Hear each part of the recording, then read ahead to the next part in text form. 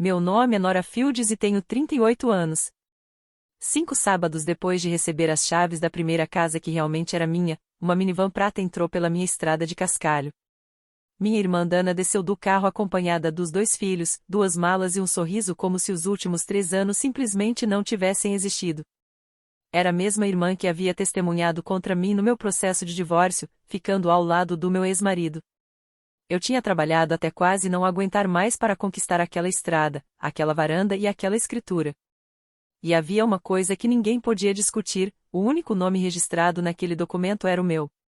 O que Dana me disse naquela manhã, na minha própria varanda, já foi absurdo bastante. Mas o que minha família fez 2 semanas depois, num domingo que até hoje permanece gravado na minha memória, foi algo que eu jamais imaginei. Porque esta história começa com um casamento, passa por um tribunal e termina em uma estrada de cascalho. E, acredite, cada pedra daquele caminho custou caro. Para entender como minha própria irmã acabou ficando do lado errado naquela batalha judicial, precisamos voltar 4 anos, quando eu tinha 34 anos e ainda acreditava que, dentro do meu casamento, éramos verdadeiros parceiros. Meu marido, Greg, era dono da Hartley Auto Inditire, uma oficina com 6 boxes no lado leste de Arlan Falls, em Ohio. Digo que ele era o dono porque essa frase explica praticamente tudo. A empresa havia sido criada por Greg 2 anos antes do nosso casamento. Eu cuidava do atendimento, preparava os orçamentos, mantinha as contas organizadas quando ele começava a fazer as coisas do jeito dele, quando faltava funcionário, eu também colocava a mão na massa. E isso acontecia quase toda semana. O contrato de manutenção da frota do condado, que envolvia cerca de 30 veículos, veio parar nas nossas mãos porque o responsável confiava em mim. Todo mundo sabia disso. 2 vezes pedi a Greg que colocasse meu nome oficialmente na empresa. Nas 2, ele apenas sorria e respondia: no próximo trimestre, Nora. Ele tinha aquele tipo de sorriso capaz de convencer alguém a comprar uma peça enferrujada como se fosse nova. Passei 11 anos da minha vida naquela oficina, um dia coberto de óleo e graxa depois do outro, mas meu nome nunca apareceu em nenhum documento que realmente importasse. Havia um pequeno cofre no escritório dos fundos. Greg guardava a combinação com o mesmo cuidado que algumas pessoas escondem um segredo proibido, em silêncio e longe de qualquer olhar curioso. Eu dizia a mim mesma que todo casamento tinha alguma gaveta trancada. Naquela época, essa era a mentira que eu conseguia suportar. A oficina cheirava a poeira de freio e café queimado, e mesmo assim eu amava aquele lugar. Era parecido com amar algo que você ajudou a construir, mas que nunca teve permissão para chamar de seu. Hoje, olhando para trás, percebo que os sinais estavam por toda parte, organizados como uma encomenda de peças que ninguém queria conferir. Eu fiscalizava tudo naquele prédio. A única coisa que nunca consegui verificar de verdade era o homem com quem eu tinha me casado. Agora preciso explicar um pouco sobre a minha família, e vou tentar ser breve porque não é uma história bonita. Meu pai, Ray Fields, morreu de repente de um ataque cardíaco quando eu e Dana tínhamos 12 anos. Ele trabalhava como torneiro mecânico e tinha uma caixa de ferramentas da Craftsman que comprara usada no ano em que eu nasci. Acima de tudo, ele era a única pessoa da família que realmente perguntava o que eu queria para minha própria vida. Depois do funeral, minha mãe, Carol, entrou em uma espécie de escuridão que durou quase 6 meses. Era aquele tipo de fase em que até as contas de luz permaneciam fechadas sobre a mesa, porque ninguém tinha força sequer para olhar o que estava acontecendo. Então abandonei o curso técnico que havia começado, arrumei emprego em uma troca rápida de óleo e passei a ser o ponto de apoio da família. Paguei o acampamento de verão de Dana quando ela tinha 13 anos. Aos 16, fui eu quem pagou o vestido de formatura dela. Minha mãe tinha uma frase que repetia como se fosse uma oração sempre que Dana cometia algum erro e eu aparecia para resolver: você é a forte. Ela dizia aquilo como quem lê uma etiqueta presa a uma máquina, como se essa característica tivesse vindo gravada em mim desde a fábrica. Lembro de entregar o dinheiro do vestido para Dana. Era dinheiro que eu tinha ganhado trabalhando debaixo de caminhões, com as mãos sujas de graxa. Ela pegou sem sequer levantar os olhos e disse: você vai ficar bem. Você sempre fica. Ela tinha apenas 16 anos, mas já havia entendido perfeitamente a matemática daquela família.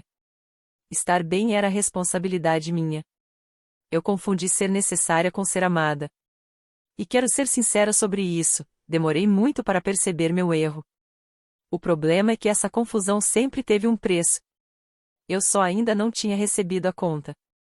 A caixa de ferramentas do meu pai acabou ficando comigo porque ninguém mais queria carregá-la. Então eu a carreguei comigo durante 19 anos, para onde quer que fosse. Algumas pessoas herdam dinheiro. Eu herdei as ferramentas necessárias para consertar a vida dos outros e uma família que acreditava que esse serviço deveria ser gratuito. Casamentos também têm luzes de alerta, assim como os motores. E as minhas começaram a piscar no outono em que completei 34 anos. O celular de Greg passou a dormir sempre virado para baixo. Às quintas-feiras, ele dizia que precisava conferir o estoque, mas voltava para casa sem trazer nenhuma informação sobre estoque. E começou a chegar com um cheiro que lembrava um restaurante onde nós nunca tínhamos ido. Eu sou mecânica. Não costumo ignorar uma luz de advertência esperando que ela desapareça sozinha. Eu procuro a origem do problema. Então, numa quinta-feira, passei de carro por uma concessionária do outro lado da cidade e vi a caminhonete de Greg estacionada nos fundos. Ao lado dela estava um coupé vermelho que pertencia a Brittany, a mulher do setor financeiro que flertava com ele em praticamente toda feira e evento do setor. Fiquei ali tempo suficiente para ter certeza do que estava vendo. Depois voltei para casa e perguntei diretamente a ele, sentada à nossa própria mesa da cozinha. Não gritei, não fiz cena. Greg nem tentou negar.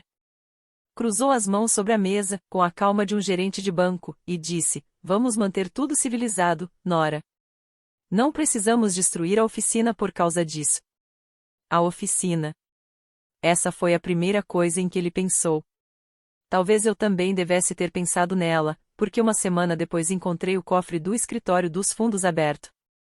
Greg ficava descuidado quando estava distraído, e foi assim que descobriu o que havia lá dentro. Encontrei os documentos da empresa, todos anteriores ao nosso casamento, e apenas o nome dele aparecia neles. Depois vieram os extratos de uma conta bancária que eu nunca tinha visto. O dinheiro saía regularmente da oficina e era destinado a algo identificado como reformas. O problema era que, nos últimos 3 anos, nós mal tínhamos trocado uma torneira do banheiro. Fiquei parada naquele escritório, ouvindo o estalo ritmado do aquecedor, e finalmente entendi o que aqueles papéis significavam. Eu não estava lendo os documentos de um marido. Estava descobrindo um plano para sair daquela vida, um plano que já estava sendo executado enquanto eu ainda me preocupava em encomendar o bolo de aniversário dele. Não tirei fotos. Não peguei nenhum documento. Apenas fechei o cofre e comecei, mentalmente, a fazer uma lista de tudo naquela oficina que minhas mãos ajudaram a construir, mas que nunca teve o meu nome registrado. Na semana seguinte, contratei uma advogada chamada Alvarez. Ela trabalhava em um escritório pequeno, usava óculos de leitura presos por uma corrente e tinha o hábito de falar sem suavizar a realidade. Ela explicou tudo de forma direta. A oficina era um patrimônio adquirido antes do casamento, pertencia à empresa de Greg e estava registrada somente no nome dele. Minha melhor chance seria provar aquilo que a lei chama de valorização decorrente do trabalho durante o casamento, mostrar que o negócio havia aumentado de valor ao longo dos anos por causa da minha contribuição.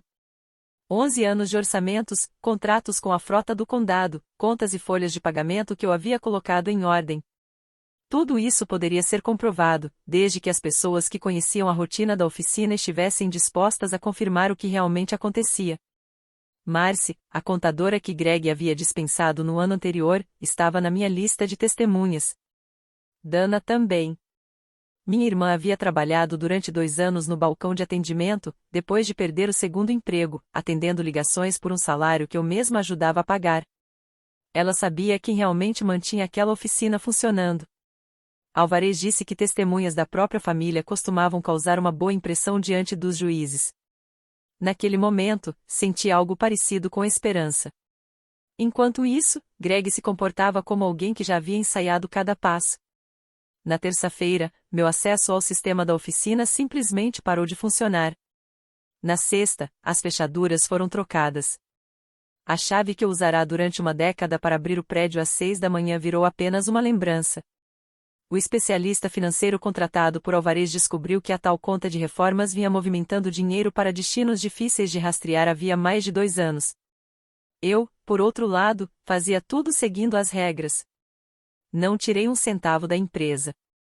Queria vencer de maneira limpa, porque naquele momento a honestidade era uma das poucas coisas que eu ainda sentia que me pertencia por completo.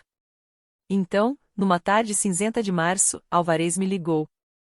Ela disse que o outro lado havia apresentado a lista de testemunhas. Começou a ler os nomes devagar e, quando chegou a um deles, fez uma pausa. Depois repetiu o nome. Era o nome da minha irmã. Fiquei parada na cozinha do apartamento alugado, segurando o telefone enquanto ouvia o zumbido constante da geladeira. Minha cabeça tentava organizar os fatos, mas eu me recusava a aceitar a conclusão óbvia. Dana estaria no lado de Greg. A audiência aconteceu no Tribunal do Condado, em uma sala com luzes fluorescentes e um carpete que tinha a mesma cor de chiclete velho. Foi ali que minha irmã mais nova acabou destruindo a versão da minha própria história que eu tentava defender. Dana apareceu usando um vestido azul que eu nunca tinha visto. Sentou-se no banco das testemunhas e evitou olhar para mim. Sob juramento, afirmou que eu sempre chamava a oficina de negócio do Greg, que costumava me apresentar como funcionária e que, segundo ela, eu era impulsiva com dinheiro. Também disse ter ouvido várias vezes eu mesma reclamar dos meus supostos gastos irresponsáveis. Ela falou com uma frieza quase mecânica, como alguém repetindo um texto que havia ensaiado várias vezes diante do espelho. 11 anos do meu trabalho foram reduzidos, diante daquele tribunal, à ideia de que eu simplesmente recebia um salário e deveria agradecer por isso. Alvarez contestou que conseguiu. Mas pouco adiantou. Lembra quando ela disse que testemunhas da família costumavam causar boa impressão diante dos juízes? Aquilo funcionava para os dois lados. Minha mãe também estava na galeria naquele dia. Sentou-se do lado de Dana, com a bolsa apoiada no colo e os olhos fixos à frente. Parecia alguém participando de uma cerimônia religiosa que não queria assistir, mas da qual jamais teria coragem de sair. Durante o intervalo da audiência, encontrei Dana perto das máquinas de venda automática no corredor. Não gritei e não fiz uma cena. Apenas fiz uma pergunta: por quê? Ela olhou para a máquina, depois para as barras de chocolate, para qualquer lugar que não fosse o meu rosto. Então respondeu com a mesma frase que vinha repetindo desde os 16 anos: você vai ficar bem. Você sempre fica. Em seguida, voltou para a sala onde acabará de jurar que diria a verdade. Fiquei ali parada, segurando algumas moedas na mão, e finalmente entendi aquela frase pelo que ela realmente significava. Não era confiança em mim.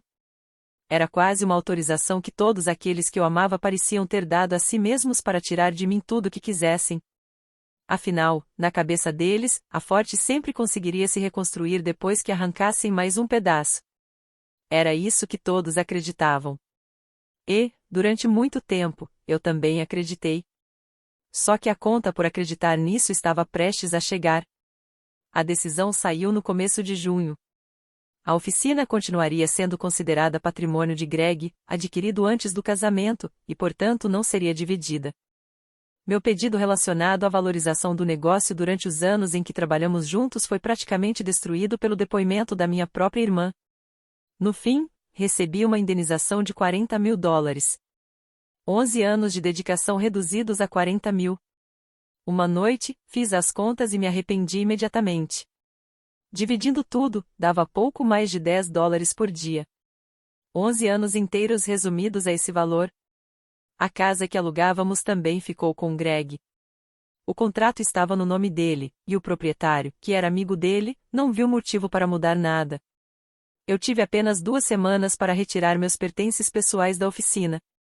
Peguei uma única coisa, a caixa de ferramentas Craftsman do meu pai. Cada gaveta fazia parte da minha história. Ray Fields havia comprado aquela caixa no ano em que eu nasci, e, dentro da primeira gaveta, ainda existia uma antiga nota de compra escrita à mão com o sobrenome Fields.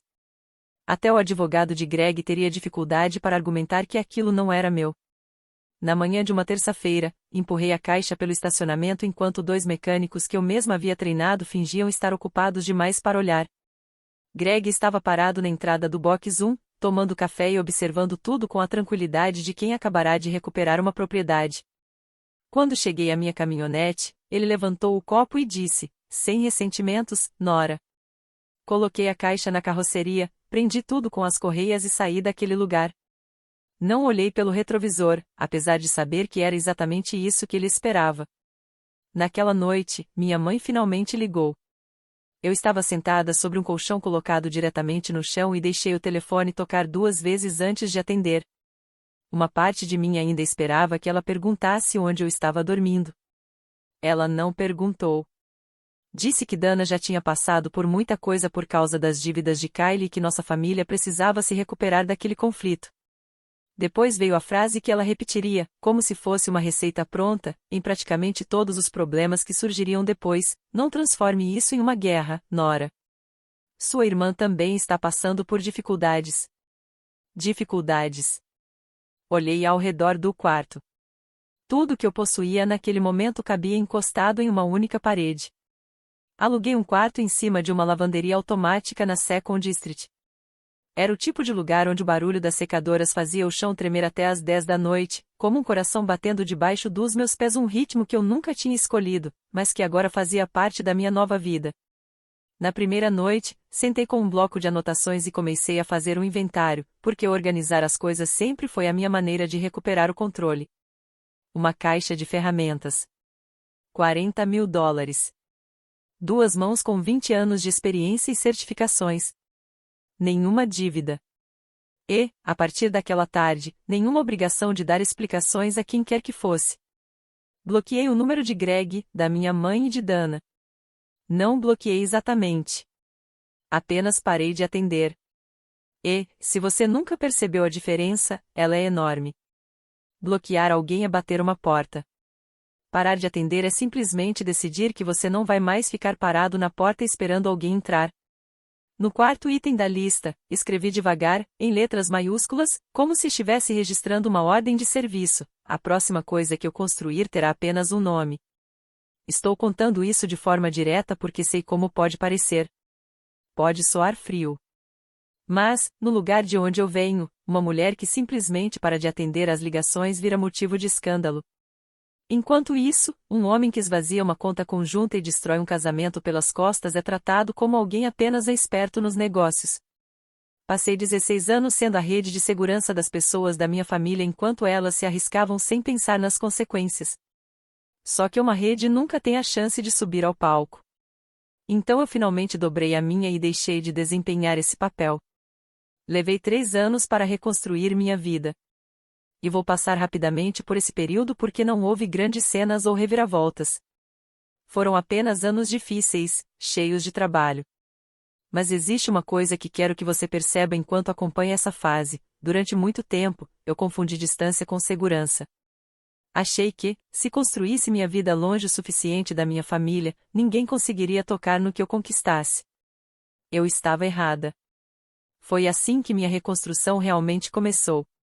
Com uma van de carga de 9 anos de uso, comprada em um leilão por $3.800.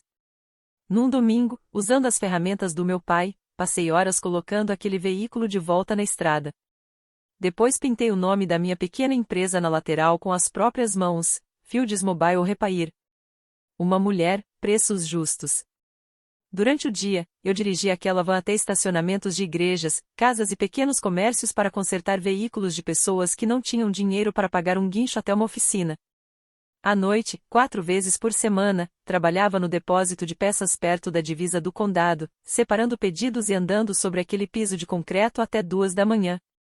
Aos domingos, depois dos cultos, eu fazia serviços de freio para viúvas cobrando metade do preço de uma oficina tradicional.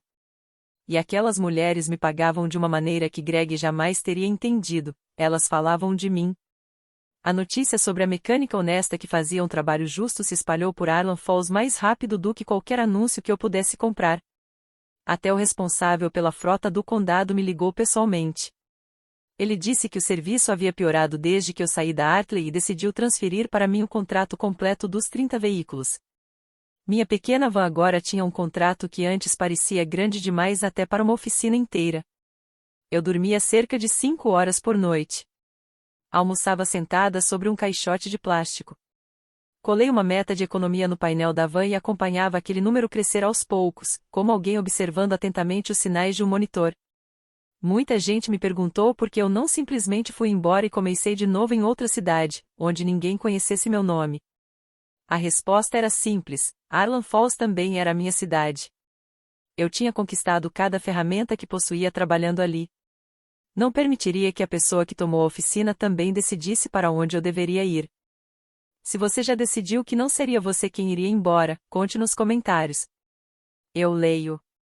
Continue comigo, porque a parte mais difícil dessa história não foi o trabalho. Trabalhar era simples. O verdadeiro problema apareceu 3 anos depois, subindo pela minha estrada de cascalho com o rosto da minha própria irmã. Mas antes disso, numa terça-feira chuvosa do meu 2º ano trabalhando por conta própria, um caminhão-guincho parou de funcionar no acostamento da Route 9. Eu poderia ter passado direto, mas parei para ajudar. Aquela decisão acabou mudando completamente o rumo da minha vida. O caminhão pertencia à Novax Garage, uma oficina com 4 boxes na parte oeste da cidade, que existia desde antes de eu nascer. Ao volante estava o próprio Al Novak, um homem de 71 anos, camisa de flanela e mãos grossas, marcadas pelo trabalho. O relé da bomba de combustível tinha queimado. Eu tinha peça na minha van. Troquei tudo ali mesmo, debaixo da chuva, e quando ele perguntou quanto me devia, cobrei exatamente o preço da peça mais 20 minutos de mão de obra. Ele ficou olhando para a nota por mais tempo do que eu havia levado para fazer o serviço. A maioria das pessoas teria aumentado o preço ao ver um homem idoso preso na estrada ou talvez recusado o pagamento para parecer generosa. Para Al, aparentemente, um preço justo era algo raro bastante para chamar atenção. Na semana seguinte, ele me ligou e ofereceu alguns boxes da oficina nos fins de semana para trabalhos que ele não conseguia atender. Sem contrato complicado, sem exigências escondidas. A Novax era antiga, mas firme. Era o tipo de oficina onde o macaco hidráulico parecia mais velho que o aprendiz, mas tudo o que realmente importava continuava funcionando. O Al havia perdido a esposa 2 anos antes. Não tinha filhos interessados em seguir aquele ramo. Ele já não conseguia trabalhar no mesmo ritmo de antigamente e observava a cada movimento meu com aquele olhar típico dos velhos profissionais, falava pouco, mas não deixava passar absolutamente nada. Na parede do escritório, ao lado de um calendário antigo de uma fornecedora de peças que havia fechado as portas nos anos 90, havia uma pequena placa pintada à mão. A tinta já estava amarelada pelo tempo. Nela estavam escritas 3 regras simples: preço justo, pagamento completo, nenhum favor. Uma vez perguntei de onde aquilo vinha. O Al explicou que seu pai havia pintado a placa na semana em que a oficina abriu. Segundo ele, aquela filosofia havia custado algumas amizades à família, mas também tinha salvado o negócio mais vezes do que ele conseguia contar. Não anotei nada. Não precisava. Existem frases que entram na gente como uma peça encaixada com precisão e, só muito tempo depois, percebemos que eram elas que mantinham toda a estrutura de pé. O Al começou a me ligar nas terças-feiras para perguntar sobre serviços que seu jovem mecânico, Danny, não conseguia resolver. Depois, passou a ligar nas mesmas terças simplesmente para conversar sobre qualquer coisa. Na época, eu ainda não percebia que aquele velho estava me avaliando. Ele percebia. A verdade sobre minha irmã apareceu para mim num depósito de carga, às 11 da noite, do jeito que certas verdades costumam surgir, quando você não está esperando por elas. Marcy Bell, a antiga contadora de Greg, havia conseguido um trabalho administrativo no depósito de peças. Durante um turno mais tranquilo, acabamos trabalhando lado a lado, organizando peças e componentes. Ela perguntou como eu estava conseguindo seguir em frente. Depois ficou em silêncio. Não era um silêncio comum. Havia algo pesado por trás dele. Finalmente, ela disse que existia uma coisa que a incomodava havia 2 anos. 2 semanas antes do meu julgamento, Marcy ainda tinha acesso às contas da oficina, pois estava cumprindo os últimos dias do aviso prévio. Foi então que viu Greg emitir um cheque de $18.000 usando uma linha de crédito da empresa. Ela também o ouviu ao telefone conversando com Kyle, o marido da minha irmã. Greg disse a Kyle que as dívidas do cartão deles estavam resolvidas e que outro pagamento seria feito depois que as coisas se acalmassem. Greg chamava aquilo de a manter a família em ordem. Marcy disse que teria contado tudo naquela época, mas havia assinado alguns documentos ao sair da empresa e precisava preservar a aposentadoria. Além disso, sentia vergonha de toda aquela situação. Eu disse a ela a verdade: naquela altura, provavelmente aquilo nem seria aceito no processo e talvez não mudasse o resultado. O que realmente importava era a matemática. A lealdade da minha irmã tinha um preço: $18.000. Era aproximadamente o mesmo valor que eu havia gastado com ela ao longo dos anos, pagando acampamentos, vestidos e ajudando a tirá-la de problemas. Greg simplesmente comprou aquele apoio como quem arremata um veículo retomado pelo banco. Bati o ponto, entrei na minha van e fiquei alguns minutos no estacionamento, com as mãos apoiadas no volante, tentando organizar os pensamentos. Depois voltei para dentro e terminei meu turno. Os pedidos não se separavam sozinhos. Na saída, Marcy segurou meu braço e baixou a voz, como se até as caixas ao nosso redor pudessem ouvir. E então me contou mais uma coisa. Greg nunca enviou o segundo cheque. Quero que você guarde esse detalhe. Ele é importante. Essa informação ainda vai voltar para esta história. Durante aqueles 3 anos, minha mãe manteve uma verdadeira campanha de mensagens de voz com a disciplina de uma empresa de serviços públicos. Eu guardei algumas. Não como prova. Não havia mais processo para montar. Guardei apenas para não passar anos depois me perguntando se eu tinha imaginado aquele padrão. Nenhuma mensagem perguntava onde eu estava morando. Nenhuma queria saber se eu estava comendo direito, dormindo ou conseguindo seguir em frente. As mensagens sempre pediam alguma coisa. O dia de ação de graças vai ser na casa da Ruth, e vai ficar estranho se você não aparecer. Dana perguntou por você. Eu sabia o que isso significava. Bastava olhar. A vida pública de Dana continuava normalmente, sem nenhum tropeço, e nada daquela vida chegava até mim. Mas havia uma frase que minha mãe repetia com aquela voz que usava na igreja: família é o que sobra quando todo o resto é tirado de nós, Nora. Minha mãe não era um monstro. E preciso que você entenda isso, porque essa história não faria sentido se eu simplesmente colocasse minha mãe na categoria dos vilões. Ela havia sido criada por uma mulher que sempre acolhia os irmãos quando eles precisavam. Nos anos 90, minha mãe também recebeu o filho do próprio irmão, Dali, e cuidou dele durante 2 anos. Na lógica dela, quem é forte precisa continuar sustentando quem cai. Sem esperar pagamento. Sem cobrar nada. Para ela, esse ato de ajudar era justamente o significado da palavra família. E ela não estava me pedindo algo que nunca tivesse feito pelos outros. Era isso que tornava tão difícil odiá-la e, ao mesmo tempo, tão necessário manter distância. Todo mês de outubro, um cartão de aniversário ainda chegava à minha caixa postal. A letra dela ficava um pouco mais trêmula a cada ano, e dentro havia uma nota de $20 dobrada, como se eu ainda tivesse 12 anos. Eu guardava todos os cartões. E devolvia todas as notas de $20. Aprendi que é possível amar alguém à distância. É possível continuar vivendo. Foi isso que aprendi naquele quarto acima da lavanderia. Eu diria que ficou mais fácil com o tempo. Mas não ficou. Apenas ficou mais silencioso. Então Alnova que decidiu se aposentar, e o silêncio acabou. Ele me contou numa terça-feira, enquanto tomávamos café preparado naquele velho aparelho de percolação que parecia existir desde outra época. Disse que a sobrinha já havia dado entrada nos documentos necessários e que ele colocaria a propriedade à venda na primavera. A propriedade incluía a oficina e uma casa de 2 quartos no mesmo terreno. Era a casa onde ele e a esposa tinham vivido durante 40 anos, a apenas 30 passos do Box 1, do outro lado de um pátio de cascalho. O corretor avaliou o pacote inteiro em $310 mil. Wal percebeu que eu estava tentando absorver aquele valor e então disse algo que até hoje consigo ouvir na voz dele: antes de colocar no mercado, você quer? Então vai ter que conquistar. Preço justo. Pagamento completo. Sem favores.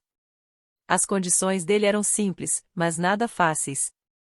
Wal financiaria diretamente $130 mil, com prazo de 10 anos e juros de 6%, porque queria que a oficina continuasse funcionando como oficina.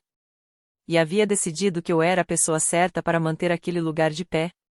O restante eu teria que conseguir por conta própria. Eu tinha $92 mil, os 40 mil da indenização que eu nunca havia permitido que tocassem no meu bolso e mais 52 mil que acumulei durante 3 anos trabalhando em 2 turnos, juntando pequenas quantias sempre que podia. Levei meus registros ao banco local, aquele tipo de banco que ainda conhece os clientes pelo nome e pelos caminhões que dirigem. Também levei o contrato da frota do condado e uma pasta com 3 anos de receitas do meu serviço móvel. O gerente de crédito ficou tão impressionado com os números que até endireitou a postura na cadeira. Eles cobriram o valor que faltava. Cada número fechava. Ninguém estava me fazendo favor algum. E se você acha que estou contando toda essa matemática para me gabar, não é isso.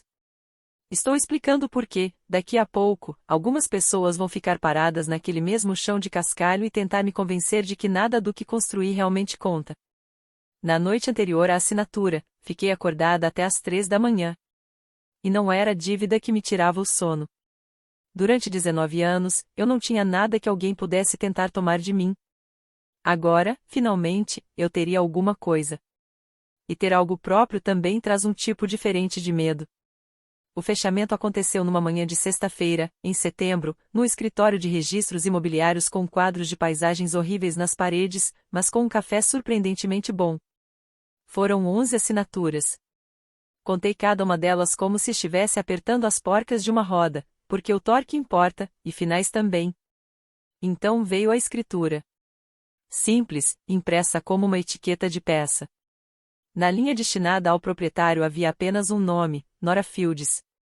Não era uma empresa criada por Greg antes do nosso casamento. Não era um contrato de aluguel ligado ao amigo de alguém. Era um único nome. O meu. Meu nome estava registrado no terreno, nas paredes e no teto daquele lugar. E ficaria arquivado no condado para qualquer pessoa consultar, muito depois de eu não estar mais aqui. Uau apertou minha mão uma única vez, com firmeza, como quem encaixa uma abraçadeira perfeitamente no lugar. Depois me entregou os 2 conjuntos de chaves presos a uma simples argola de aço.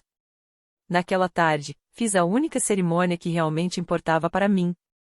Estacionei a van diante do box 1, baixei a rampa e empurrei a caixa de ferramentas Craftsman do meu pai pelo piso de concreto até o canto esquerdo. Era exatamente o mesmo canto onde ele costumava deixar aquela caixa na casa da Cedar Street, quando eu era criança e ficava em pé sobre um caixote para conseguir enxergá-lo trabalhando. Durante 19 anos, aquela caixa tinha vivido como se estivesse exilada, em garagens, quartos alugados e no fundo de uma van. Travei as rodas com a ponta da bota e permaneci ali, sozinha, no meio da oficina vazia, com a mão apoiada sobre a tampa. Se alguém tivesse entrado naquele momento, provavelmente pensaria que eu estava apenas conferindo a pintura. Naquela noite, dormi em um colchão inflável no meio da sala vazia. Ainda não havia cortinas. A luz da lua se espalhava pelo chão enquanto eu ouvia o aquecedor estalar e o cascalho se acomodar do lado de fora. Parecia que o prédio estava aprendendo a conversar com sua nova dona. Sua dona. Tive 5 sábados com aquela sensação. Foi tudo que o mundo me deu antes de aparecer na minha estrada para tentar renegociar a minha nova vida. E, sendo justa, foram 5 sábados a mais do que eu jamais tinha tido antes. A placa foi instalada numa segunda-feira, Fields Garage, vendas e serviços. E logo abaixo, em letras menores, estava a frase que qualquer mulher que trabalha nesse setor reconheceria como um verdadeiro desafio: Nora Fields, proprietária. A primeira semana aconteceu exatamente como qualquer mulher que já trabalhou atrás de um balcão provavelmente imaginaria. Um homem dirigindo uma caminhonete grande pediu para falar com o dono. Limpei as mãos no pano, entreguei meu cartão e observei a expressão dele mudar aos poucos, como se alguma informação tivesse acabado de ser atualizada. Para ser justo, ele realmente mudou de atitude. 2 clientes ligaram perguntando quando o mecânico de verdade estaria disponível. Continuei com Danny na equipe. Ele era o jovem mecânico de UAU, tinha 24 anos, boas mãos e um péssimo hábito de fazer diagnósticos precipitados. Eu vinha corrigindo isso serviço após serviço, uma ordem de trabalho de cada vez. O próprio UAU aparecia toda terça-feira às 10 da manhã, como uma revisão programada. Comprava um café na máquina pagando com o valor exato, embora o café fosse gratuito para ele para sempre. Depois se sentava em sua velha cadeira perto da janela e não dava conselho algum, a menos que eu pedisse. Para mim, essa era uma das formas mais raras de amor que alguém pode oferecer.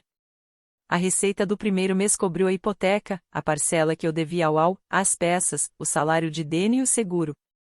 Sobrou mais ou menos o suficiente para uma pizza. Não foi um milagre. Foi uma margem.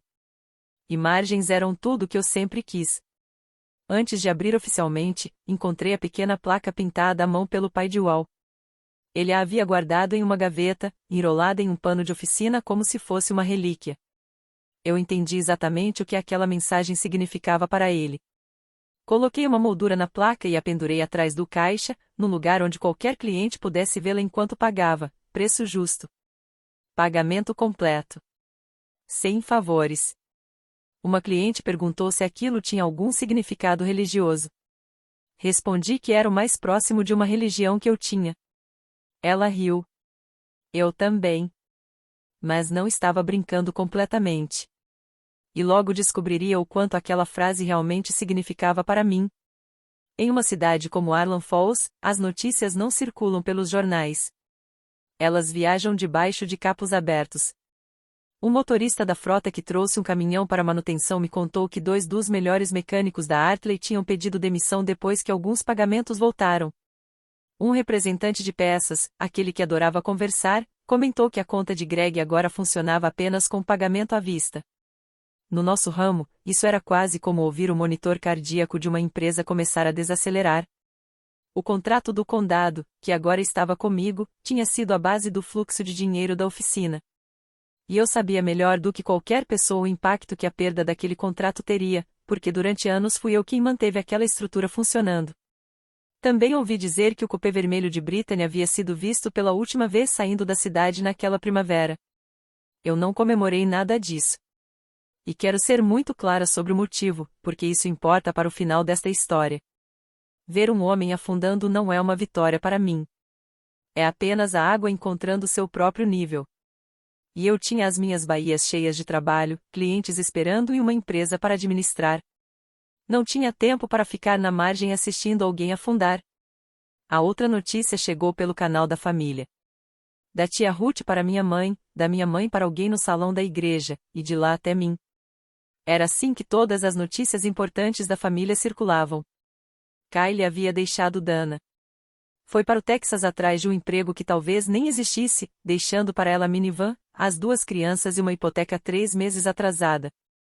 E então veio a parte que fechou um ciclo que eu carregava aberto desde aquela noite no depósito, 2 anos antes. A famosa dívida de $18.000, aquele dinheiro que havia comprado a lealdade da minha irmã, nunca tinha sido realmente quitada. O segundo cheque de Greg nunca chegou. A dívida continuou crescendo até virar um problema enorme, e agora uma empresa de cobrança havia assumido o caso. A lealdade que minha irmã havia vendido acabou sendo trocada por uma promessa sem valor de um homem que, cedo ou tarde, deixava tudo desmoronar. Descobri isso numa quinta-feira. Notícia ruim corre rápido quando passa pela família. No sábado, meu celular acendeu com um nome que eu não via havia 3 anos. A primeira mensagem dizia: soube da oficina. Estou tão orgulhosa de você, mana. Havia pontos de exclamação suficientes para encher a tela. Depois veio: a gente precisa conversar. Nada sobre o tribunal. Nada sobre o vestido azul e o banco das testemunhas. 3 anos de silêncio, e ela começou falando em orgulho. Como se aquele orgulho fosse algo que ela tivesse o direito de oferecer depois de tudo que eu havia construído sobre os destroços que ela mesma ajudara a deixar para trás. Li a mensagem em pé, atrás do caixa, exatamente abaixo da pequena placa de UAU. E não respondi. 5 dias depois, chegou a segunda mensagem. Minha mãe disse que a casa tem 2 quartos. Aposto que é linda. E foi aí que pensei: lá está. A fita métrica. Porque aquilo não era um elogio. Era uma avaliação. E eu conhecia muito bem as avaliações de Dana. Fazia isso comigo desde que ela tinha 16 anos. Passei 2 dias escrevendo respostas. Primeiro uma cheia de mágoa, toda em letras minúsculas. Apaguei. Depois escrevi uma resposta fria, quase como se tivesse sido redigida por um advogado. Apaguei essa também. Devo ter escrito umas 12 versões diferentes, sentada à mesa da cozinha da minha casa, aquela cujo documento tinha apenas um nome. O meu. Em todas elas, eu estava tentando explicar alguma coisa. E, em algum momento depois da meia-noite, finalmente entendi que me explicar era o imposto mais antigo que minha família cobrava de mim. E eu não pagaria mais. Coloquei o celular virado para baixo. Queria dizer que dormi naquela noite. Não dormi direito. Passei boa parte do tempo deitada, ouvindo minha própria casa em silêncio, como se ela também estivesse prendendo a respiração. As pessoas costumam dizer que estabelecer limites dá uma sensação de poder. Às vezes, dá. Mas muitas vezes parece apenas ficar parado, usando botas de trabalho, esperando descobrir qual será o preço daquela decisão. No quinto sábado depois da assinatura, no meio da manhã, eu estava debaixo de uma caminhonete da frota, no box 1, tentando resolver uma linha de transmissão que não queria cooperar. Foi quando ouvi pneus deixando a estrada e entrando no meu caminho de cascalho. Devagar. Sem hesitação. Como um veículo que sabia exatamente onde estava chegando e pretendia ficar. Reconheci o motor antes mesmo de enxergar a pintura. Uma minivan prata, com um chiado cansado na correia. Um problema que, anos antes, eu teria consertado de graça, simplesmente porque ainda éramos irmãs. Dana saiu do banco do motorista já assumindo uma postura teatral. Colocou os óculos escuros sobre o cabelo, abriu os braços e olhou para a propriedade como se tivesse acabado de entrar em um programa de televisão. Meu Deus, olha só este lugar. Tyler desceu logo depois dela. Tinha 8 anos, era todo desajeitado, com braços e pernas compridos, e a pequena Amy, de 5 anos, vinha atrás arrastando uma mochila com um unicórnio estampado. Ver aquelas crianças apertou meu peito de um jeito que preciso admitir, porque nada do que estava prestes a acontecer era culpa delas. Então percebi o restante. Havia 2 malas sobre o cascalho. Sacos de lixo com roupas aparecendo pelas aberturas, claramente preparados às pressas, como quem não planejava voltar para casa. E, preso ao bagageiro do teto, havia um colchão dobrável enrolado sob uma lona azul. Dana não tinha vindo fazer uma pergunta. Ela já tinha vindo com a resposta pronta e empacotada. Ela subiu os degraus da minha varanda enquanto eu ainda limpava o fluido da transmissão das mãos. Falava sem parar, com aquele tom ensaiado que só parece espontâneo quando ninguém presta atenção de verdade. Eu havia passado 3 anos prestando atenção. As crianças podem dividir o segundo quarto. Elas dormem bem. Eu fico no sofá até a gente descobrir o que fazer. É só temporário, obviamente. Então ela chegou ao último degrau e olhou ao redor. Observou meu quintal, minha oficina, o telhado da minha casa. Depois soltou a frase que claramente havia preparado durante todo o caminho. Aquela que deveria encerrar qualquer discussão antes mesmo que ela começasse. Nós somos família, Nora. E agora você tem tudo isso. Você tem tudo isso. Havia uma filosofia inteira escondida naquela frase. Eu tinha sido criada dentro dela e conhecia cada uma de suas regras. Na cabeça deles, aquilo que é seu existe para ser dividido conforme a necessidade dos outros. Quem é forte é tratado como um recurso público. Amy acenou para mim do cascalho, tímida, segurando com as 2 mãos a alça da mochila de unicórnio. Eu acenei de volta, porque meu problema nunca foi com crianças. Então olhei para minha irmã e disse a verdade. Não, Dana. Você não pode morar aqui. Falei com a mesma calma com que apresento o preço de um serviço de freio, direto, sem emoção e definitivo. Ela piscou como se eu tivesse falado em outro idioma. E, sinceramente, dentro da nossa família, talvez eu tivesse mesmo. Então ela começou a mudar de estratégia, uma atrás da outra, e eu fiquei na minha própria varanda observando cada tentativa. Primeiro veio a doçura. Irmãs ajudam irmãs. Lembra quando dividíamos o quarto? As crianças adoram você. Depois veio a culpa. E ela mudou de tom com a facilidade de quem já sabia exatamente qual marcha usar. Elas estão dormindo em um motel, Nora. Olha para elas. Olha para o rosto delas. Eu olhei. E essa era justamente a parte cruel daquela estratégia. Ela estava colocando os próprios filhos entre mim e a decisão, como se fossem uma ferramenta para me fazer ceder. Então veio a terceira tentativa, a velha conhecida. O hino oficial da família. Dana quase gritou do último degrau, apontando para minha casa. Você vai ficar bem. Você sempre fica. Então qual é o problema? O que isso muda para você? E lá estava ela. A mesma frase que ouvirá aos 16 anos, quando ela pegou o dinheiro que eu havia dado para o vestido de formatura. A mesma frase que ecoou naquele corredor do tribunal quando eu tinha 28 anos. E agora estava sendo repetida na minha varanda. Porque, até aquele momento, aquela frase nunca tinha falhado com ela. Senti alguma coisa se acomodar dentro de mim, silenciosa e firme, como um rolamento finalmente encaixado no lugar certo. Você pode conquistar um lugar aqui, eu disse. Mas não pode simplesmente tomar um. Ela ficou me encarando. Não acho que tenha entendido o que eu quis dizer. Pelo menos não naquele momento.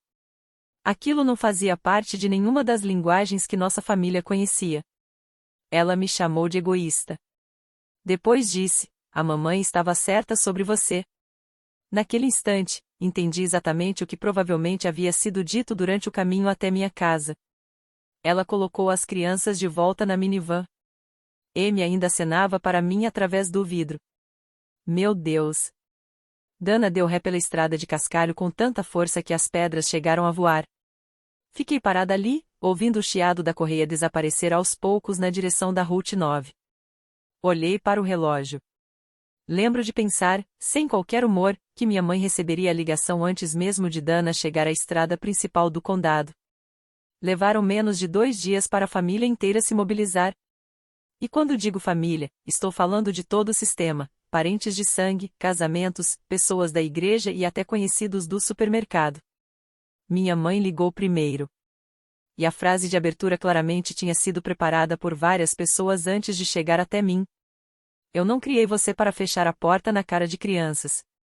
Depois foi a vez da tia Ruth. Ela não me ligava desde o meu divórcio, mas agora telefonava para informar que todo mundo da First Baptist estava comentando o assunto. Todo mundo. E o que ela deveria dizer para as pessoas? Um homem que se apresentou como meu primo Roy, alguém que eu não via desde um funeral muitos anos atrás, deixou uma mensagem começando com, Oi, estranha. E terminou com, você sabe que ela tem aquelas crianças.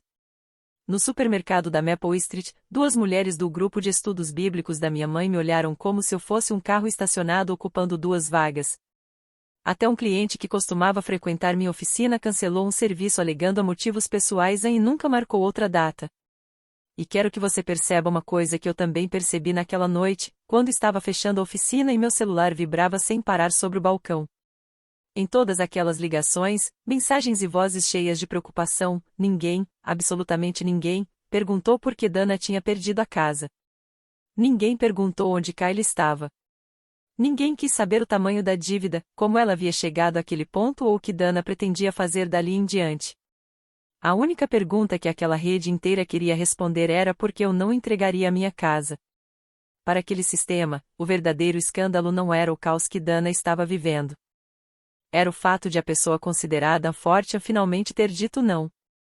Se você já foi essa pessoa, aquela cuja recusa causa mais indignação do que os problemas de todo mundo ao redor, escreva forte nos comentários.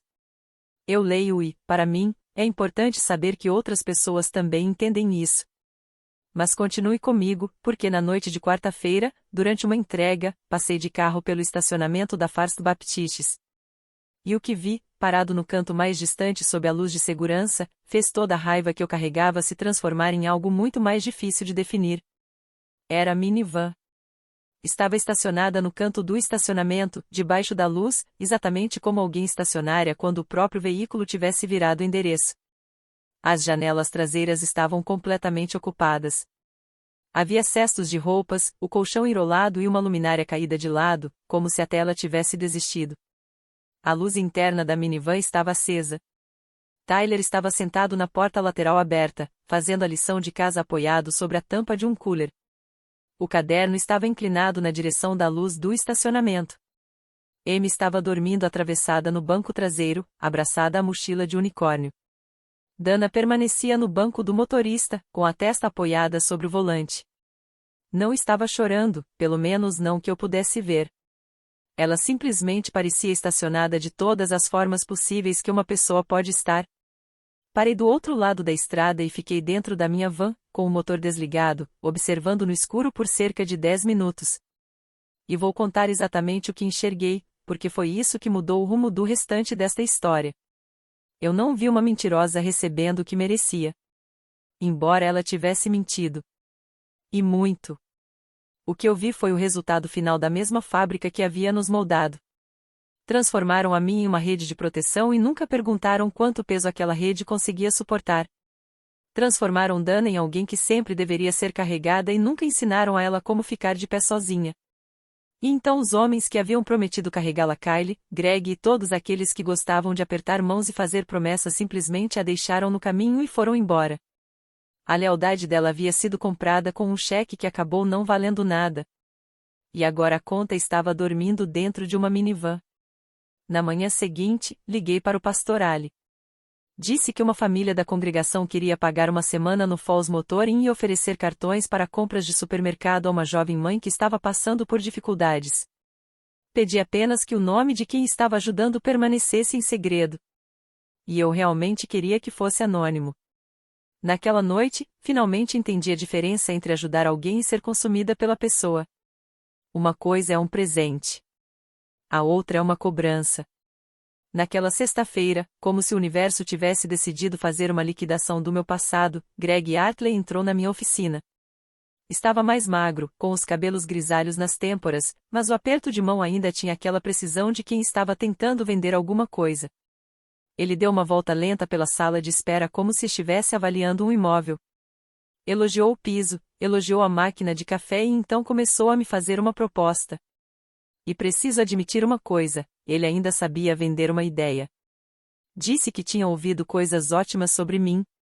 Falou que ainda carregava o nome Hartley, a localização no lado leste da cidade e décadas de reputação. Depois disse que eu tinha a palavra dele. A proposta era uma parceria, como nos velhos tempos, mas dessa vez seria oficial. Ele até piscou quando pronunciou a palavra oficial. Anos tarde demais. Em algum momento daquela conversa, a verdade acabou escapando. O banco estava prestes a tomar o prédio dele. Aquela proposta não era exatamente uma parceria. Era um homem desesperado agarrando uma corda e chamando aquilo de fusão. Deixei que ele terminasse. A nora de 19 anos provavelmente já estaria pensando em como salvar Greg. Aos 34, talvez eu ainda tivesse sentido aquela antiga vontade de resolver o problema dele. Mas aos 38, apenas passei um pano no balcão e disse: eu tenho uma oficina. E ela não está à venda para ser dividida. Foi você quem me ensinou isso. E essa é a única coisa que eu ainda lhe devo. Ele tentou aquele velho sorriso. Perguntou se, pelo menos, eu poderia fornecer peças a crédito, fazer um preço especial, afinal, nós tínhamos uma história juntos. Apontei para a pequena placa atrás do caixa. A tinta âmbar do pai de Wall ainda estava lá. Preço justo. Pagamento completo. Sem favores. Greg leu 2 vezes, como se as palavras pudessem ficar mais flexíveis na segunda leitura. Então ele me chamou de fria, o que, vindo de Greg, praticamente equivalia a receber um diploma e saiu em direção a uma caminhonete.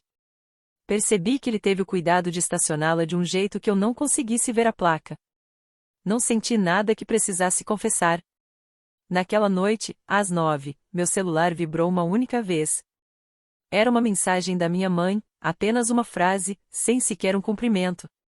Domingo. Vamos todos aí para colocar algum juízo na sua cabeça.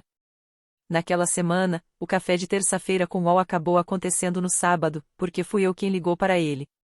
Eu nunca havia procurado Wall por um problema que não tivesse relação com mecânica. Ele apareceu usando aquele velho cardigan que costumava vestir nos jantares da igreja, sentou-se em sua cadeira e ouviu tudo sem interromper. Então fiz a pergunta que estava escondida por trás de tudo aquilo havia 3 anos. Uau, eu estou sendo cruel? Ele pensou antes de responder, da mesma maneira que analisava um barulho que só aparecia quando um carro estava na 4ª marcha. Demorou tanto que comecei a ficar preocupada. Finalmente, disse. Eu vendi este lugar para você porque você entende que tudo tem um preço. Crueldade é ensinar alguém que o mundo inteiro lhe deve um lugar para morar. Ele lavou a xícara, colocou-a no escorredor e foi embora, deixando aquelas palavras comigo. Naquela noite, sentei à mesa da cozinha com um bloco de anotações, porque fazer listas sempre foi minha maneira de colocar a cabeça em ordem. Escrevi tudo o que eu poderia oferecer sem precisar me destruir para manter a família inteira funcionando. Eu precisava de alguém no atendimento. Isso era simplesmente um fato. Eu e Dene estávamos soterrados em papelada toda sexta-feira. Então, item 1, um emprego. 25 horas por semana na Fields Garage, trabalhando na recepção, com salário definido e anunciado na parede, exatamente como seria para qualquer outra pessoa que aparecesse procurando trabalho. Item 2, liguei para o número do anúncio dos apartamentos em Millbrook. Eram apartamentos decentes, com área de recreação para crianças. Perguntei quanto seria necessário para reservar um apartamento de 2 quartos. Depósito e primeiro mês pagos diretamente ao proprietário, no nome de Dana e vinculados ao contrato de aluguel dela. Não seria meu sofá. Não seria meu segundo quarto. Seria um espaço próprio, onde ela pudesse finalmente colocar os próprios pés no chão. E essa era justamente a única coisa que nossa família nunca tinha pensado em ensinar a ela. Fechei o bloco e fiquei sentada em silêncio na minha casa. Eles viriam no domingo para tentar me obrigar a escolher entre minha casa e minha família. Mas, durante aquela semana, eu havia construído uma terceira opção. E tinha quase certeza de que ninguém naquela estrada de cascalho estava acostumado a enxergar uma terceira porta. Eles chegaram às 2 da tarde. Depois da igreja e do almoço, 3 veículos entraram pela minha estrada de cascalho em fila, quase como uma procissão. O carro da minha mãe estava impecavelmente lavado para a ocasião. O SUV da tia Ruth. E a minivan. Aquilo me mostrou que a semana no motel havia terminado e que aquela reunião tinha sido planejada com cuidado. Minha mãe desceu usando seu melhor conjunto lilás de igreja. E aquele detalhe me atingiu mais do que eu esperava. Ela havia se arrumado para vir até minha casa e me rejeitar ou tentar me salvar. Na cabeça dela, acredito sinceramente que essas duas coisas eram praticamente a mesma missão. Encontrei todos no quintal, perto da mesa de piquenique que Wal havia deixado entre a casa e a oficina. Não convidei ninguém para entrar, e todos perceberam isso. A porta que eu não abri ficou atrás de mim durante toda a conversa, como uma testemunha silenciosa. Não ofereci café. Nem limonada. Aquilo não era hospitalidade. Era uma audiência. A segunda que minha família realizava sobre os meus direitos dentro da minha própria propriedade. Mas, dessa vez, pelo menos eu teria a chance de falar. Minha mãe começou como as matriarcas costumam começar. Não com uma discussão, mas com uma lição sobre família. Família é o que sobra quando tudo mais é tirado, Nora. A mãe dela costumava acolher os próprios irmãos. Todos os outonos. Sempre que precisavam. E ela mesma havia cuidado do filho do tio Dali durante 2 anos, nos anos 90, alimentando-o e sem exigir nada em troca. Agora era minha vez. Era assim que ela dizia, agora é a sua vez. Como se a família tivesse uma escala eterna para decidir quem deveria amparar o próximo parente que caísse. É assim que uma família funciona, ela disse, abrindo as mãos e encerrando o assunto, como quem coloca ponto final em um caso que nunca teve direito a recurso. Atrás dela, Dana estava de braços cruzados, confiante novamente. As crianças estavam sentadas nos degraus da varanda de uma casa que, na cabeça delas, já havia sido prometida. Aquela era a situação que todos esperavam que eu aceitasse. Então veio o golpe seguinte. Ruth falou, porque Ruth sempre foi o alto-falante daquela rede familiar, e toda reunião precisava de alguém disposto a aumentar o volume. Todo mundo está observando isso, Nora. A congregação inteira, a família inteira, seus primos em Dayton. Você tem ideia de como isso parece? Uma mulher sozinha em uma casa enorme enquanto os filhos da própria irmã dormem em um motel? Uma casa enorme. 2 quartos e uma estrada de cascalho. Mas, na história que minha família contava sobre mim, aquela pequena propriedade já tinha virado uma mansão com vários cômodos e até uma ala separada. Então minha mãe passou por Ruth e se aproximou. Observei enquanto ela se preparava, como alguém que está prestes a levantar algo muito mais pesado do que deveria. A voz dela tremia. E quero deixar claro que aquele tremor era verdadeiro. Ela realmente acreditava em cada palavra que estava prestes a dizer. Abra a porta para sua irmã, disse ela. Ou você deixa de ser minha filha. O quintal ficou completamente silencioso. Até Ruth, que nunca encontrou um silêncio que não tentasse preencher, ficou quieta. Tyler levantou os olhos dos degraus da varanda. Tinha apenas 8 anos e estava ouvindo mulheres adultas decidirem o que significava ser uma família.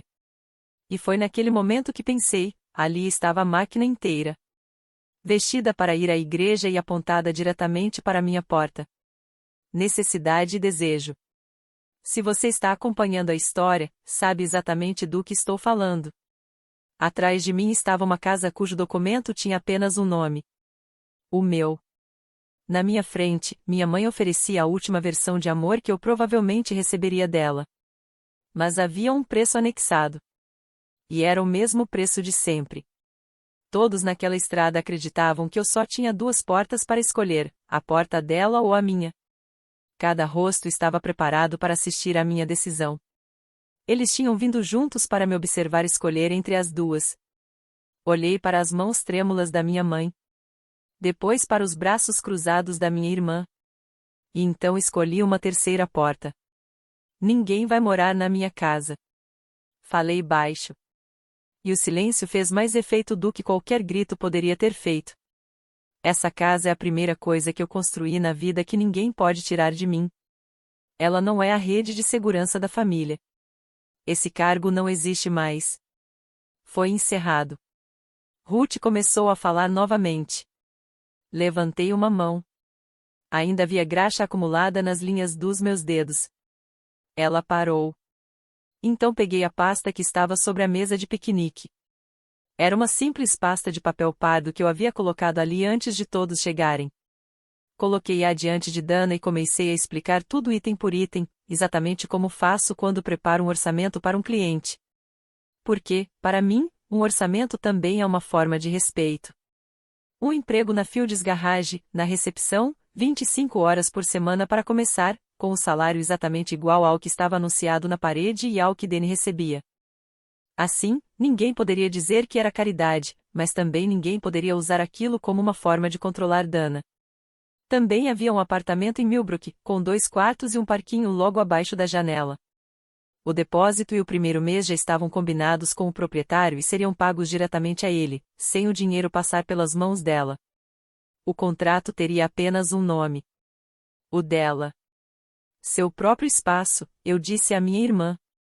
Sua própria chave. Seu próprio salário. Ninguém vai precisar carregar você, e você nunca mais terá que agradecer a ninguém no jantar de ação de graças. Mas existe uma condição. A partir de hoje, tudo que existir entre nós será dado, nunca exigido. Você pode conquistar um lugar aqui. Mas não pode simplesmente tomar um. Os braços de Dana finalmente se descruzaram. Ela olhou para a pasta, depois para mim, e, por puro reflexo, tentou recorrer à velha frase, você vai ficar bem. Você sempre fica. Dessa vez, finalmente respondi depois de 15 anos ouvindo aquilo. Eu nunca estive bem, Dana. Eu só era útil, demorei muito para perceber que essas 2 coisas não são iguais. O rosto da minha mãe mudou completamente. Ela disse que, se eu a deixasse sair daquele quintal, ela nunca mais voltaria. Em algum momento, a voz dela falhou ao pronunciar a palavra filha. E não vou fingir que aquilo não doeu. Doeu profundamente. Eu sei, respondi baixinho. Não estou fechando a porta para você, mãe. Só cansei de ser a porta pela qual todo mundo entra. Ela ficou me olhando por alguns segundos. Minha mãe, usando aquele conjunto lilás, já com 63 anos. Então se virou, entrou no sedã e foi embora pela minha estrada de cascalho. O som dos pneus passando devagar sobre as pedras parecia o próprio preço da minha liberdade finalmente sendo pago. Ruth foi atrás dela, é claro. Antes de entrar no carro, apenas parou para dizer que rezaria por mim, naquele tom que as pessoas usam quando querem dizer exatamente o contrário. Depois, o quintal ficou em silêncio. Só estávamos eu, Dana, as crianças nos degraus e aquela pasta sobre a mesa de piquenique, iluminada pelo sol do fim da tarde. Ninguém disse nada. Amy desceu dos degraus e puxou a mão da mãe. Estava cansada e já tinha tido o suficiente daquele espetáculo, como somente uma criança de 5 anos consegue demonstrar. Dana ficou parada por um longo tempo olhando para a pasta. Eu conseguia perceber que ela estava fazendo uma conta que ninguém havia ensinado a ela, comparando o sofá que acreditava merecer com o espaço que precisaria conquistar por conta própria. Ela não pediu desculpas. E quero ser sincera sobre isso. Não houve aquela cena perfeita de filme, nenhum abraço, nenhuma lágrima caindo sobre o cascalho. Ela pegou a pasta sem olhar para mim, como quem recebe uma conta que não consegue contestar. Depois colocou as crianças no carro, prendeu os cintos e foi embora mais devagar do que havia chegado. Ela não disse que aceitaria. Mas também não deixou a pasta sobre a mesa. E, conhecendo Dana, aquilo foi o mais perto de um assim em que eu já havia recebido dela. Fiquei sentada nos degraus da varanda até o céu ficar alaranjado, ouvindo minha oficina esfriar aos poucos e olhando para minha casa, que não precisava fazer nada além de continuar ali. Minha casa. Minha. Na segunda-feira, faltando apenas 2 minutos para as 8 da manhã, ouvi os pneus passando pelo cascalho e o chiado de uma correia. Então coloquei uma garrafa nova de café para passar. Dana entrou séria e no horário certo. E trabalhou. No começo, não muito bem. Depois, foi melhorando. Na primeira semana, ela marcou 2 serviços para o mesmo horário no elevador de alinhamento. Corrigiu o erro do mesmo jeito que corrigiria Dene, de forma direta, específica e sem repetir o sermão. Ela ficou me olhando, esperando a parte que não veio. Esperava uma cobrança, uma lição ou algum lembrete sobre o favor que eu estava fazendo. Mas não havia favor nenhum. Havia um salário anunciado e um trabalho a ser cumprido. 2 semanas depois, entreguei os pagamentos pelo balcão. Primeiro o de Dene, depois o dela. Mesmo envelope, mesmo dia de pagamento. Dana ficou segurando o próprio envelope por um bom tempo. Aposto que era o primeiro dinheiro da vida dela que ninguém estava entregando por obrigação, que ninguém estava usando para manter a família em ordem ou colocando discretamente em suas mãos para resolver mais um problema. Sem levantar os olhos, ela disse apenas uma coisa. O Kyle nunca me avisou que o aluguel estava vencendo até já estar atrasado. Foi só isso. Não era um pedido de desculpas. Era apenas mais uma peça se encaixando no lugar. Eu não interrompi. Algumas coisas precisam de tempo para se ajustar.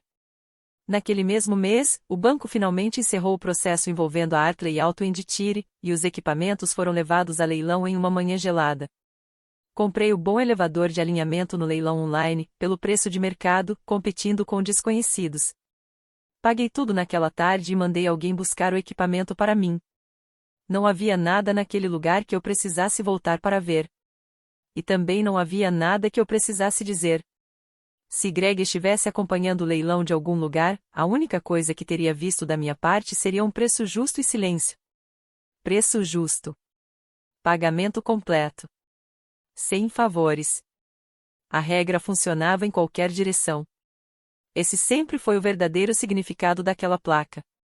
Já se passaram 4 meses desde aquele domingo na estrada de Cascalho, e é aqui que as coisas realmente estão. Sem final perfeito, sem laço bonito amarrando tudo. Dana continua trabalhando na recepção, 25 horas por semana, e está muito melhor do que qualquer uma de nós esperava. Ela ficou excelente com os horários e praticamente implacável quando alguém tenta marcar 2 serviços ao mesmo tempo. Ela aluga o apartamento de 2 quartos em Millbrook, com o nome dela no contrato. Pagou o segundo mês sozinha, depois o terceiro, e agora está usando parte do próprio salário para diminuir aquela antiga dívida que foi parar na cobrança. Nenhum milagre. Apenas parcelas. E é assim que pessoas reais costumam reconstruir a própria vida. Aos sábados, Tyler e Amy fazem a lição de casa na mesa da sala de espera. Tyler se apaixonou pela antiga caixa de ferramentas Craftsman do meu pai, que fica no canto da B1. Na semana passada, deixei que ele apertasse o primeiro parafuso. Fiquei segurando a catraca junto com ele, enquanto o menino fazia uma careta de concentração, com a língua levemente para fora. E, sem perceber, ouvi a voz do meu pai sair da minha própria boca. Só precisa ficar bem firme, garoto. Ser forte não significa apertar até estragar. Hayfields teria gostado daquele menino. Minha mãe não voltou a ligar. Em dezembro, chegou um cartão de Natal na minha casa. A letra trêmula dizia apenas a mãe. Sem pedido de desculpas. Sem perguntas. E eu fiz com aquele cartão o que costumo fazer com tudo aquilo que ainda não sei como consertar. Coloquei o cartão na geladeira e não mandei nada de volta além de um cartão meu, assinado a Nora, sem pedido de desculpas e sem perguntas. A porta não está trancada. Ela simplesmente não abre mais em uma única direção. Ruth ainda conta a história do jeito dela na First Baptist. De vez em quando, ainda perco algum cliente por causa disso. E a oficina continua com a agenda cheia por 2 semanas, porque os caminhões do condado não estão preocupados com a minha reputação. Eles estão preocupados com os próprios freios. Eu e Dana não nos abraçamos. Conversamos sobre horários, pedidos de peças, as crianças dela e pastilhas de freio. Às vezes, ela diz alguma coisa que parece quase o começo daquela conversa que tivemos no tribunal. Eu deixo começar e terminar no ponto em que tiver que terminar. Nós não somos mais o que éramos. Somos algo menor, mais simples e mais limpo. E isso tem valor. Nesta família, talvez seja a coisa mais forte que alguém conseguiu construir em 3 gerações. Agora, aos sábados, quando chega a hora de fechar, é assim que acontece. Dana confere o caixa, fecha o sistema e vai embora com os filhos para o apartamento dela, onde a chave dela abre a própria porta. Amy acena para mim pelo vidro traseiro durante todo o caminho pela estrada de cascalho. Eu aceno de volta até eles desaparecerem. Tranco a oficina, confiro as portas das baías, apoio a mão por alguns segundos sobre a caixa de ferramentas Craftsman do meu pai, um hábito que adquiri sem perceber, e atravesso os 30 passos pelo cascalho até minha própria casa. Minha chave, presa a um simples chaveiro de aço, abre a porta de cômodos que pertencem a um único nome. O meu. Acendo a luz da cozinha. O aquecedor começa a estalar. 2 mulheres que vieram da mesma família, moldadas pela mesma história, finalmente estão de pé sobre o próprio chão pela primeira vez. Perto bastante para acenar, mas distantes o suficiente para continuarem sendo donas da própria vida. Foi isso que aprendi. E precisei perder a proximidade com minha mãe para entender. Então aceite este conselho sem precisar pagar nada por ele: amor que precisa ser quitado como uma dívida deixa de ser amor. E no dia em que você deixa de ser a rede de proteção de todo mundo, finalmente descobre quem, se é que alguém, estava disposto a ser sua rede. Essa é a minha história. Uma escritura com um único nome. Uma irmã reconstruindo a própria vida, salário após salário. E uma porta que continua fechada para quem acha que pode entrar sem antes bater. Se você sempre foi a pessoa forte da família, proteja aquilo que construiu. Talvez hoje seja o momento de lembrar que dizer a não também pode ser uma forma de cuidar de si.